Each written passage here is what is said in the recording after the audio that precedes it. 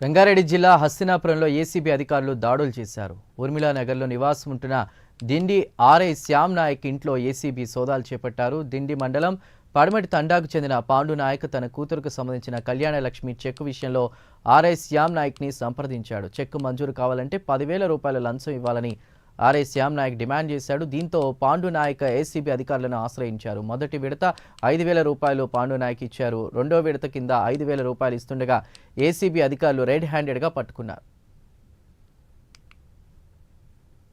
నా పేరు పాండు, రాత్లాత్ పాండు. నేను ఆటో నడిపిస్తా హైదరాబాద్లో.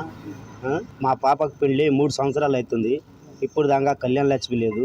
ఏమన్నా అంటే డబ్బులు కావాలంటాడు. 10 సార్లు పోయినా, కాలు పట్టుకున్నా. ఒకసారి పోయి కాలు పట్టుకున్నా, నీ ఓడరా పోయి అన్నది.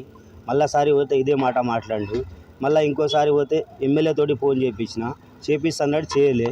ఇన్ని రోజులు కష్టపడి 3 రోజులకి వెళ్ళి కష్టపడి ఇప్పుడు వచ్చి ఏడో అప్పు సప్పు తెచ్చి 5,000 ఇచ్చిన. 5,000 ఇస్తే నాకు తెలియదు మా బొమ్మడికి ఇట్లా చేస్తుందని ఆయన అడిగిన 10.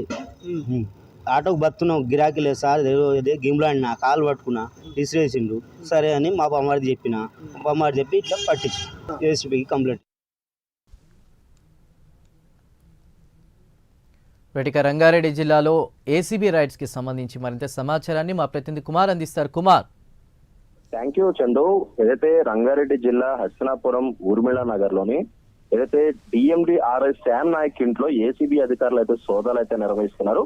దిండి మండలంలోని పడమటి తాండాకు చెందిన పాండు నాయక్ తన కూతురు సంబంధించి కళ్యాణ లక్ష్మి చెక్కు విషయంలో లంచం డిమాండ్ చేశాడంటూ కూడా ఇటు ఏసీబీ అధికారులు అయితే ఆశ్రయించారు.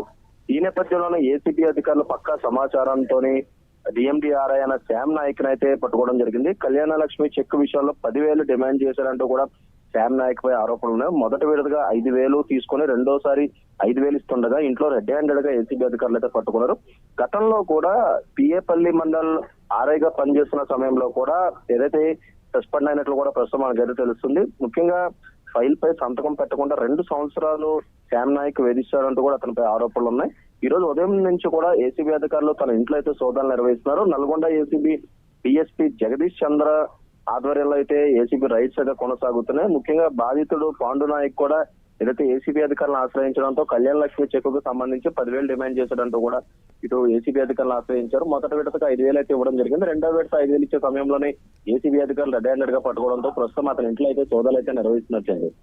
Right Kumar, thank you.